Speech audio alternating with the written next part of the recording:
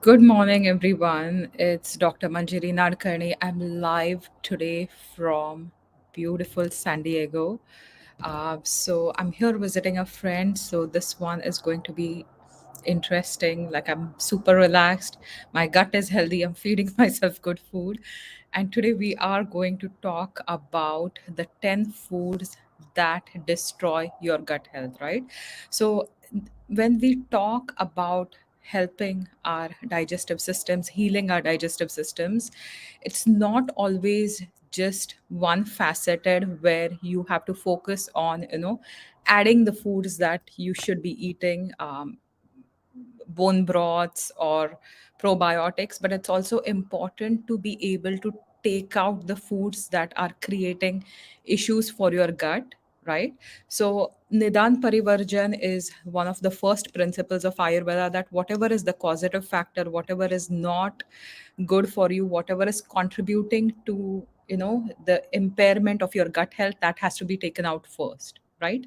So this is the number one rule. And especially when we talk about the digestive system or Agni, that is the cornerstone of your entire health, right? So no matter what health you're talking about, hormonal health or mental health, your gut is the core of all of it. And that is why these are the 10 foods that will destroy your gut health and you have to stay away from, right? My number one is alcohol. I know it's not a food group for everyone, but I have seen a lot of my clients indulging in alcohol, especially to cope with stress. There have been times where a glass of wine is talked about as the next best thing to give you antioxidants. But the fact is that alcohol is not good for your gut health, no matter what kind of alcohol it is, right? So alcohol definitely affects stomach acid production. It is going to impact your stomach's ability to destroy the bacteria that are entering the stomach.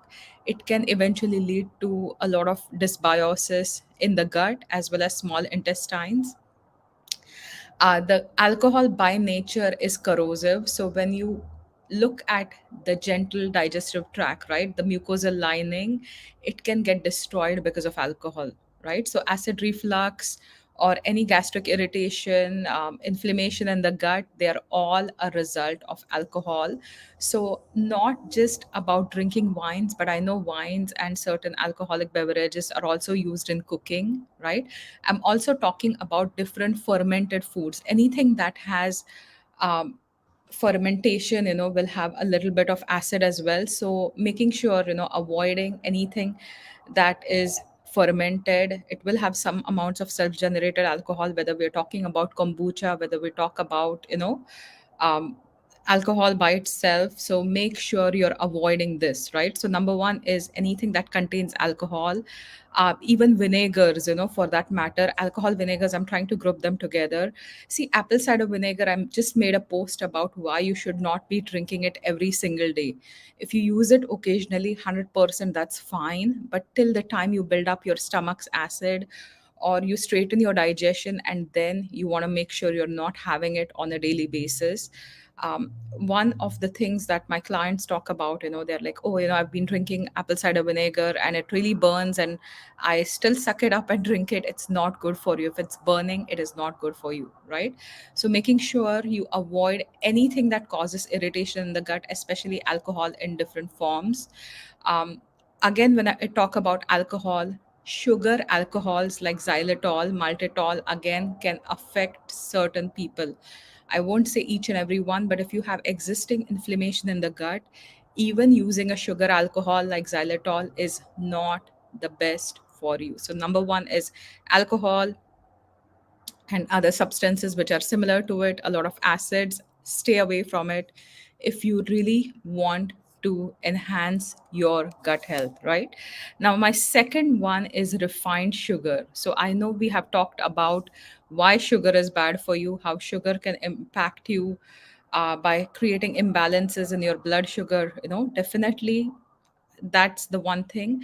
But you also want to make sure that you reducing the use of refined sugar, because it is going to create issues for your gut bacteria, right? So when you keep eating refined sugar, it is going to feed a certain kind of bad bacteria as well as yeast that thrive off these refined sugars, right? So and when I talk about refined sugar, it's not just cane sugar that you're eating, but something like sucrose, which is the table sugar, high fructose corn syrup, which is found in a lot of your cereals as well as energy bars, packaged foods, agave syrup, right? Even though agave syrup or you know different ones like even maple syrup, they have lots of sugar, right? Sweetened beverages like soda, any cereals, they're abundant in refined sugar, so they have to be avoided. So that's the number one thing to do, is cut out all refined sugars from your diet if you really want to support your gut health. Now, the third one is artificial sweeteners, right? So, when we talk about refined sugars, people who are used to a lot of sweetness in the diet often waver towards artificial sweeteners, whether we talk about saccharin, whether we talk about sucralose, whether we talk about aspartame, right? And these are all added in artificially sweetened drinks like your diet pop. So there are several studies done. There was one done in the UK which shows that artificial sweeteners can also promote pathogenic bacteria in your gut, right? So they are going to create more of the bad bacteria, and they will change the environment of your gut. They will change your gut microbiome. And often, a lot of them are linked to inflammation in the gut. They also increase your risk for diabetes as well as heart disease. So by taking out the sugar and adding an artificial sweetener, you think you're doing yourself a good favor, but you're not, right? So making sure that if you really want to go for something sweet, natural sugars, the best one is stevia. You can use monk fruit extract in small amounts. Again, if you have gut inflammation, I would not advise anybody to go for any kind of xylitol or maltitol, sorbitol, right? Any of the sugar alcohols, right?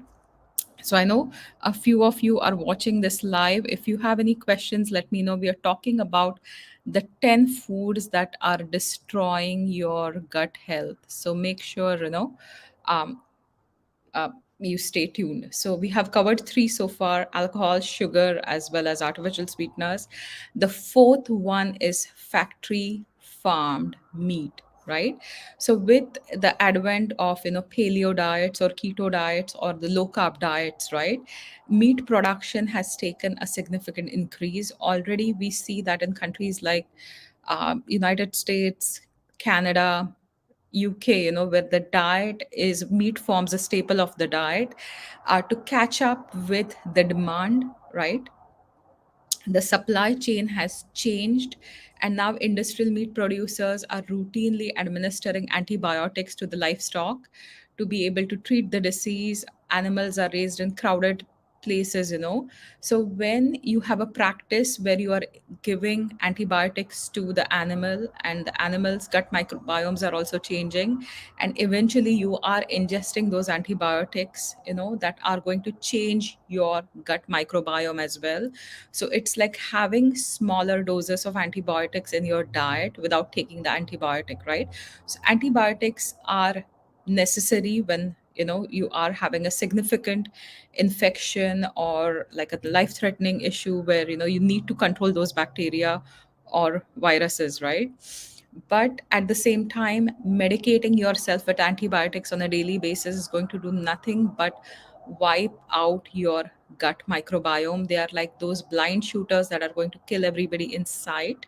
So if you start eating factory farmed meat on a regular basis to up your protein consumption, you are taking small doses of antibiotics in your diet on a daily basis, and that is going to kill the good bacteria. That is going to give an opportunity to the bad bacteria to grow in your gut, and that is how it will create changes in the gut microbiome. At the same time, most antibiotics are metabolized by your liver, and a lot of these are stronger chemicals that are also going to impact your gut lining, your mucosal layer of the gut, and that is the reason why they are not good for you. right? Now, when we talk about factory farmed meats, you cannot ignore farmed fish, right? Often, red meat is bad for you, is what most people talk about. And now everybody has moved on towards becoming a pescatarian, right? Where you're trying to add that good fish in your diet, but the good fish has to be a cleaner quality of the fish. You cannot have farmed fish, right? So if you look at farmed fish, if you look at certain, you have to be very careful where you get your fish from. Often when fish are imported from third world countries, uh, there could be a lot of, you know not so clean environment. People could be washing the clothes or dishes on one side, and then you're farming the fish on the other side, right? And I'm not judging it on the basis of poverty or something. The whole idea is it has to be clean, right? You're getting a lot of chemicals into your fish. A lot of antibiotics are used in aquaculture, which nobody talks about, right? So huge amount of antibiotics are often added to the food that the fish are fed when they're farmed, and these antibiotics are going to be passed along when the fish are eaten, the same way as we talk about animal meat, right? And often there are going to be a lot more. So if there is any kind of spillage in the water, that is going to destroy um, the fish as well, and that is going to be a part of the fish, right? So when we look at the micro pollution from plastic that is found in the fish today, so you have to be very careful as to where are you sourcing the fish that you're consuming from. And often wild caught fish is the way to go, right? So try to avoid canned fish as much as you can, especially certain varieties like catfish. They are farmed in huge quantities. If you are eating shrimp on a daily basis, right? Shrimp or any crustaceans, they're bottom feeders. They're going to accumulate a lot of those microplastics. Not going to be good for you. Microplastics can often create issues with your gut health as well as hormonal health. So you have to be extremely careful where you are sourcing your fish from. You don't want your fish to be exposed to a lot of chemicals, right? Uh, in the olden days, like I grew up on fish. I grew up on a diet of fish curry rice or fried fish with a little bit of curry and rice. And fish is one of the best proteins. Now you know that it has EPAs and DHAs that are going to support your brain health, lower your inflammation, but you are not going to see the benefit if you eat a lot of farmed fish that do not have clean uh, protein sources in them. Now the fourth one that I want to talk about is refined grains, right? So no matter what you are going for, if you eat too much refined grains, even if they are gluten free grains, right? So gluten has had a bad rap. Of course it can impact some people's gut, not everybody's gut, but at the same time, if you go for refined grains, which could be even non gluten grains, you are going to create issues for your gut. Simple carbs, empty calories, processed carbs, they're all going to be included under the refined grains, and they're all stripped of their fiber. A lot of the vitamins, minerals are lost as well. And refined grains are first picked up in the system. They will just increase your blood sugar, and there is no food left for your gut microbes to eat, so they can feed themselves, so they can stay healthy too. So whether you're looking at white flour products or white bread or white rice, corn, pastries, pasta, snacks, anything made with white flour, right? So a lot of gluten-free products now are made with different grains, right? Or certain starches, which are not even grains. So, for example, potato starch or a lot of corn starch, those are going to be refined.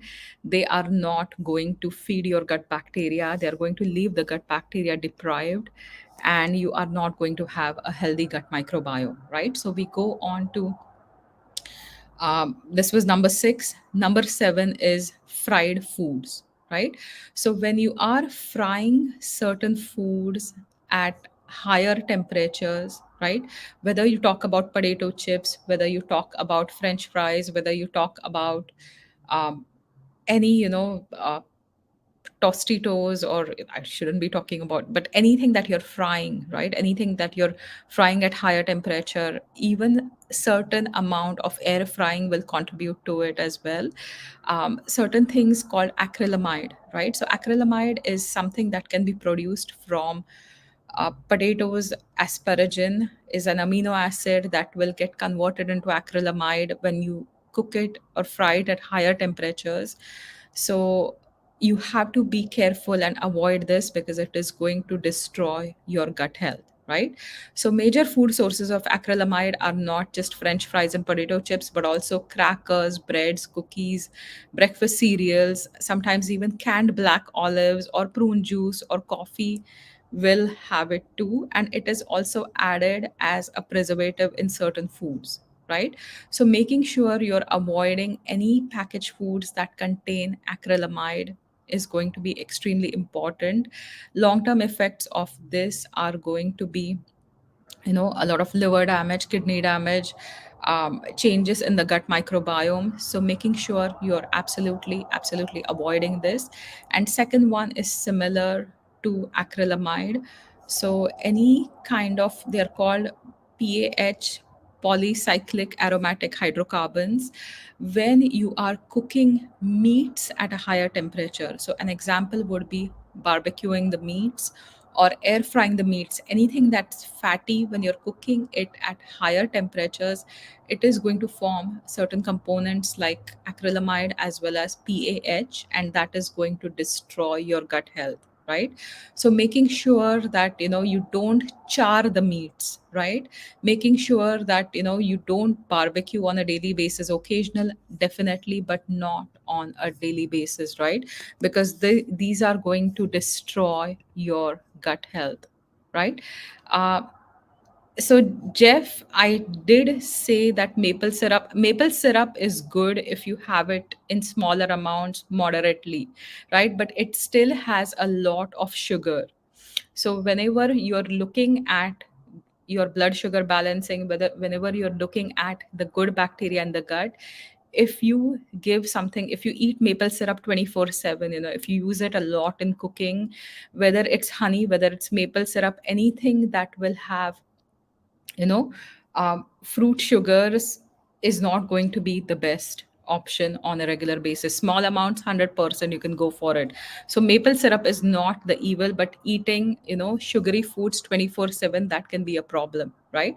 But maple syrup, honey, definitely way better than any artificial sweeteners for sure. So we talked about 7 and 8. Now, the ninth one is anything that's genetically modified.